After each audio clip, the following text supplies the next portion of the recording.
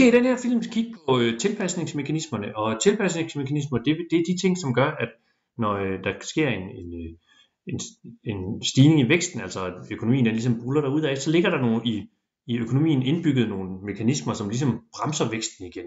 Og det er det, vi skal prøve at kigge på, hvordan det fungerer. Så skal vi lige kigge på, hvad ved vi egentlig allerede. Og sidste gang, der så vi jo på den her sammenhæng, at stigning i produktionen det fører automatisk til, at man må ansætte nogle flere mennesker, som skal have indkomster eller lønninger, som de jo bruger. Og det skaber efterspørgsel, og den her efterspørgsel, den fører jo til ny produktion, fordi man skal jo købe nogle varer, og de varer skal jo produceres af nogen, så det fører til nye indkomster, og så videre og så videre. Og vi så også på, at efterspørgselen den påvirkes af nogle forskellige komponenter.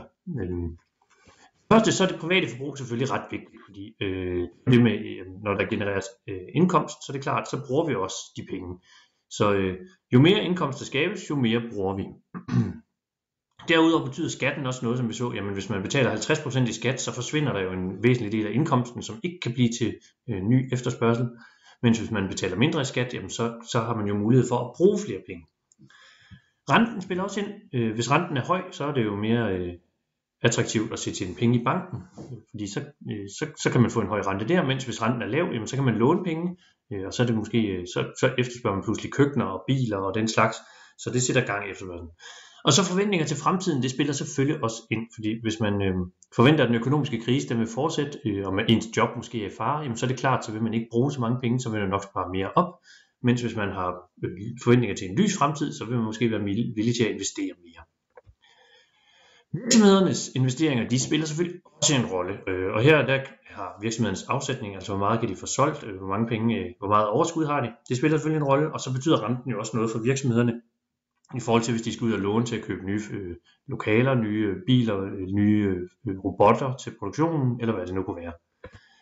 Offentlig forbrug spiller selvfølgelig også en rolle. Kører politikerne en hvor de pumper penge ud i samfundet, jamen, så er det klart, så vil det også føre til en større efterspørgsel, mens hvis man fører en sparepolitik, hvor man trækker penge ud af samfundet, jamen, så vil det jo også føre til, at der kommer mindre produktion og færre indkomster, og et fald i efterspørgselen. Og endelig så betyder økonomien i udlandet selvfølgelig også noget. Jamen, hvis økonomien går godt i Tyskland, så er det klart, at vi vil kunne eksportere flere ting dertil, de vil simpelthen købe danske varer, mens hvis der er økonomisk krise i f.eks. Tyskland eller England, jamen, så vil vi sælge færre varer til udlandet. Men hvad sker der så, når økonomien er i gang? Hvis vi tager fat i den her sammenhæng igen, jamen, så vi jo sidste gang, at når produktionen der fører til indkomst, der fører til efterspørgsel, der fører til ny produktion, jamen det kalder vi jo for multiplikatoreffekten. Og det definerer sådan her: ekstra effekt på produktionen, som en stigning i efterspørgselen kan skabe, fordi øget produktion kan skabe øgede indkomster og dermed øget efterspørgsel.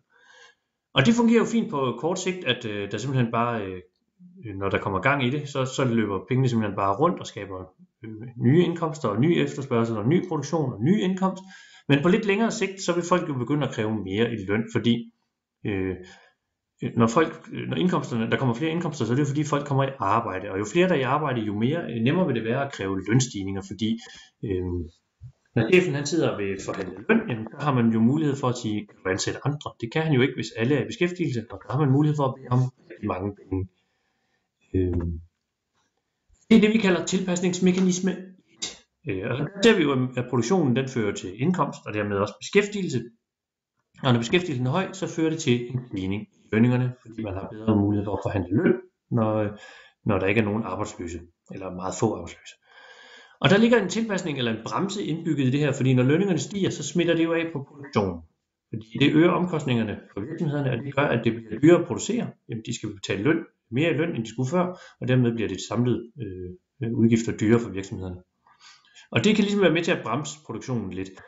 Og så ligger der også en bremse i, at lønstigningerne gør, at man måske er mere villig til at investere i maskiner, robotteknologi, og det kan jo gå ud over beskæftigelsen, som så gør, at man måske kan fyre nogle folk, fordi man erstatter dem med teknologi. Og det her det er altså den første tilpasningsmekanisme, at lønningerne de ligesom automatisk bremser. Sammenhæng vi ser i tilpasningsmekanisme 1, det kalder man Phillips-kurven, eller beskrives med Phillips-kurven.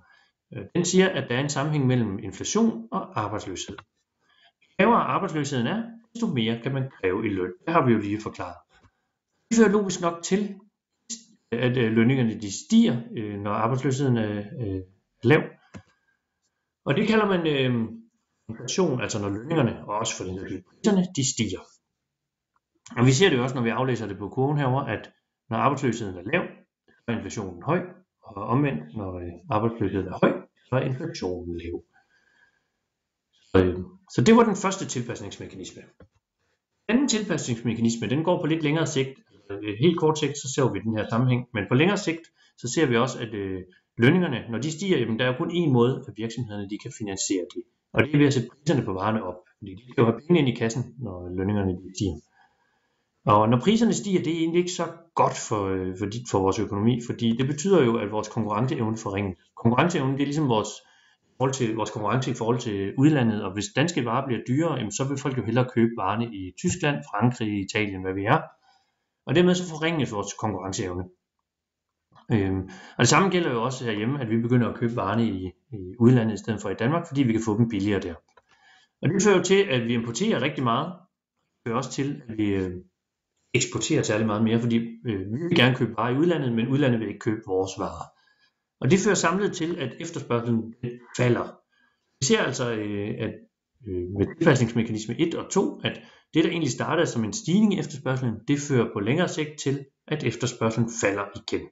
Og det er sådan set de her indbyggede mekanismer, der ligger i økonomien, at en stigende efterspørgsel, den på kort sigt fører den til høj beskæftigelse, og at lønningerne stiger, altså inflation.